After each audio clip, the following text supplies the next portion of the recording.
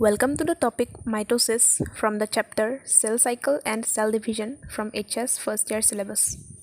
In this video, we will primarily focus on the mitosis kind of cell division.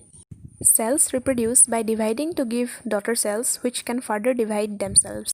Cell cycle is the sequence of events by which a cell duplicates its genome, synthesizes other constituents like protein, organelles, etc., and finally gets divided. All these events of cell cycle are under genetic control, which means the genes themselves control their own division and the division of the cell also. The duration of this cell cycle is about 24 hours in human and about 90 minutes in yeast. There are two major phases of the cell cycle, which are interphase and M phase. Interphase takes place for more than 95% of the total duration in human, for example 23 hours, and M phase takes only about 1 hour. This M phase is actually the proper cell division, during which the actual division of the cell takes place. Interphase and M phase includes other subdivisions like G1, S, G2, prophase, metaphase, anaphase, telophase, etc., which are shown in this pie chart. A cell goes through these events in a cyclic manner. In this video, we will look into each of the subdivisions in detail. Let's start from the interphase. Though the interphase is called the resting phase, but during this period, the cell prepares for division and it undergoes growth. It is further divided into gap 1 or G1 phase, synthesis or S phase, and gap 2 or G2 phase. The gap 1 or G1 phase is the interval between M phase and initiation of DNA replication. During this period, the cell is metabolically active and continues to grow. The organelles get duplicated during this phase itself. During the synthesis or S phase, DNA synthesis or replication takes place. The amount of DNA doubles, but not the number of chromosomes. It is because the daughter chromatids are still attached to each other. So, the number of chromosomes remains the same. In animals, during this phase, the centriole gets duplicated.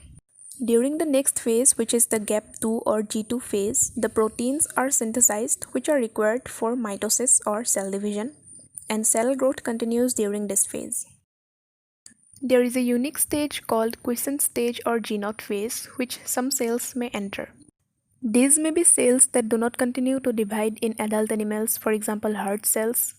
Some cells divide only when needed, for example to replace the cells lost during injury or death of cell. So these do not further continue to divide and enter the G0 phase.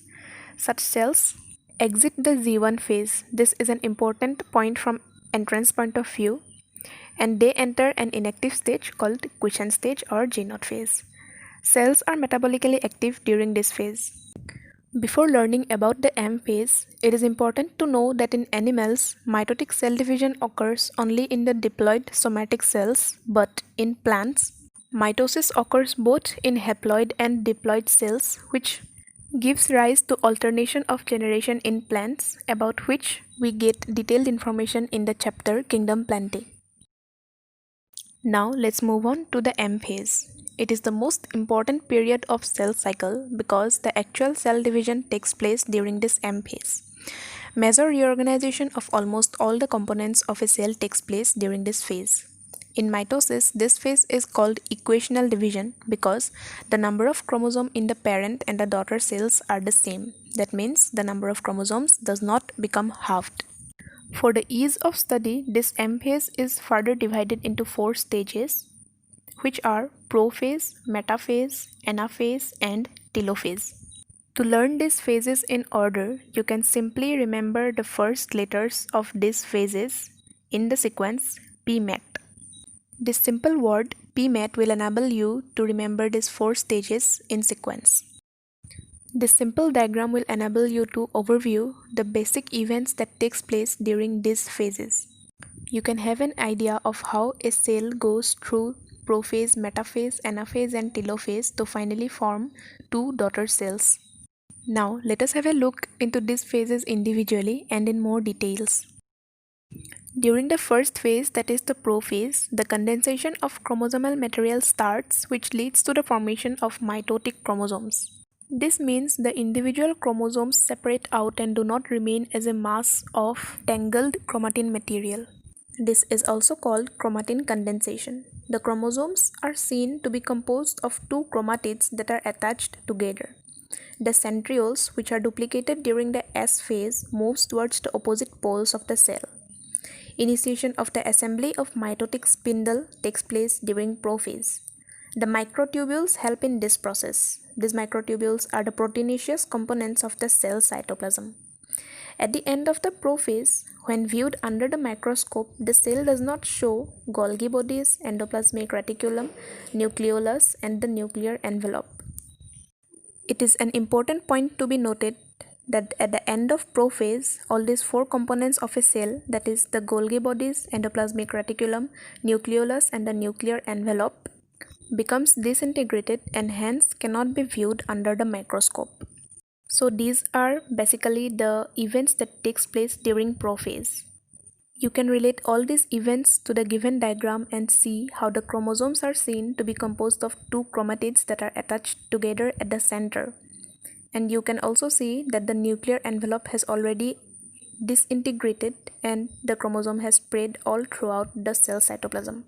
The next phase, that is metaphase, starts after the complete disintegration of the nuclear envelope. The chromosome condensation is completed and they can be easily observed under the microscope. That is why the morphology of chromosomes is most easily studied during metaphase under the microscope. This is an important point for both boards and entrance. Chromosome is made of two sister chromatids which are held together by the centromere, as is evident from the diagram. Small disc-shaped kinetochores are attached to the surface of these centromeres. They are the sites of attachment of spindle fiber to the chromosome. So these disc-shaped kinetochores are attached to the centromeres and in turn helps the chromatids to get attached with the spindle fiber. As you can see in the diagram, all the chromosomes are moved towards the equator of the cell. One of the chromatid of the chromosome is connected by its kinetochore to the spindle fiber from one pole, while its sister chromatid is connected with the spindle fiber from the opposite pole. This helps in pulling apart the sister chromatids towards the two opposite poles of the cell. The plane at which the chromosomes are aligned at the cell equator is called the metaphase plate. After the completion of these events of metaphase comes anaphase. During metaphase, the chromosomes were arranged at the metaphase plate, but during anaphase, these chromosomes are split simultaneously into two daughter chromatids, and these daughter chromatids are separated and becomes individual chromosomes of the two new cells. Chromosomes thus formed moved towards the two opposite poles. The important point to note here is that as long as the sister chromatids were attached, they were called chromatids, but when they get separated simultaneously during this anaphase, they are called individual chromosomes and they no longer remain chromatids. Now these two individual chromosomes formed move towards the opposite poles. The centromere is the leading edge and the arms trail behind during this movement, as you can see in the diagram. This kind of movement is facilitated by the attachment of the kinetochore of the centromere to the spindle fiber from the two opposite poles. Finally comes the last phase of M phase, which is called telophase. Chromosomes at the two respective opposite poles decondense and they lose their individuality. This means telophase is quite opposite to the prophase, and the events that takes place in telophase are just the reverse of the prophase events. Reformation of the mass of tangled chromatin material is one of these events.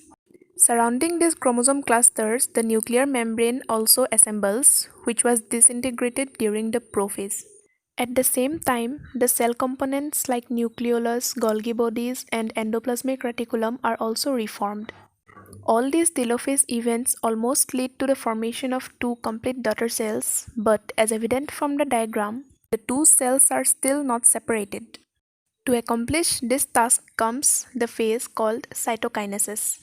It is the formation of two separate daughter cells after the division of the nucleus called karyokinesis.